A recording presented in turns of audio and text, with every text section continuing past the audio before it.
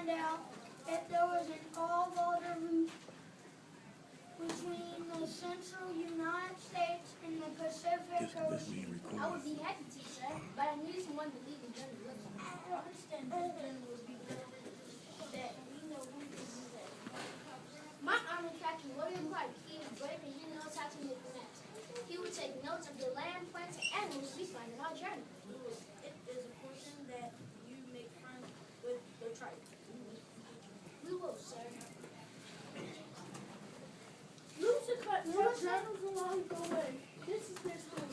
Because we're exploring new land, we call ourselves the Corps of Discovery. Our first 5 months on the Missouri River were wild. We had good meetings with the Native Americans. We set up our winter camp near the Madian tribe near the Missouri River. That winter, we met a fur trader, he and his wife Sackage, and we were to be hired to help with our journey. We were happy to have him.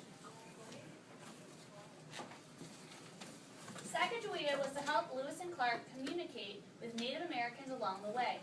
She would also guide the men across the land. She did all this while carrying her baby son with her. We will travel again in the spring.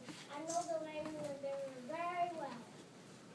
On April 7th, 1805, the group left the winter camp.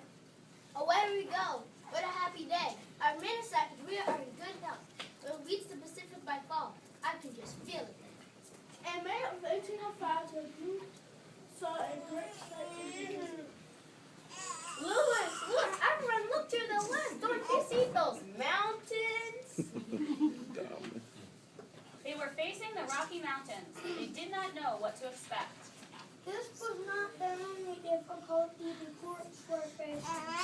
They had reached a ford in the Missouri River. I can't tell which fork of the river is the Missouri. A wrong turn will waste time. We must cross the Great Falls before we reach the mountain. The direction that leads to the falls will be the right way. Clear water usually comes from the mountain, so I think the fork in the river with the clear water is the right way. Just to be sure, let's explore inshore. Split up. Keep your ears open for the Great Falls. The noise from the waterfall will be quite loud. Clark's group went home with Lewis's daughter. Soon they heard a noise. I hear the splash of water. The spray rises like smoke in the air. This must be the Great Falls. This is our route. The trip.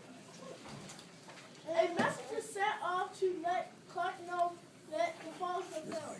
These falls are amazing. Well done, Lewis. Now how are we going to get around these large waterfalls? We'll have to carry our boats. Up those steep cliffs? I see no other way. Neither do I. Let's go! The journey was hard. In their journals, Lewis and Clark spoke of crossing the Great Falls. There are great numbers of dangerous places. The men are tired from carrying the boats up the steep slopes. There are snakes everywhere. One time we had to take shelter from a storm, a strong storm. Rain and hail made it impossible to go on. Well, in our shelter, a great amount of water rushed towards us.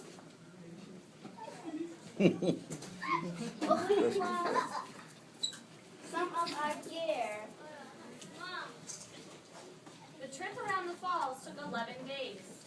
Damn that we got past the Great Falls. We will reach the mountain soon. How long do you think it would take to get past the 2 days? 2 days? No! The mountains are larger than you think. Let me say,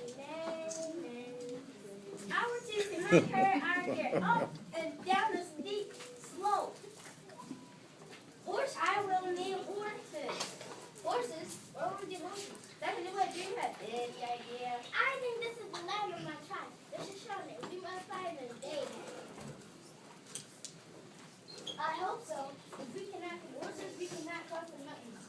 We cannot go back to Washington without reaching the Pacific Ocean. We won't. No, we will trade goods for horses. It's as simple as that. It wasn't quite so simple.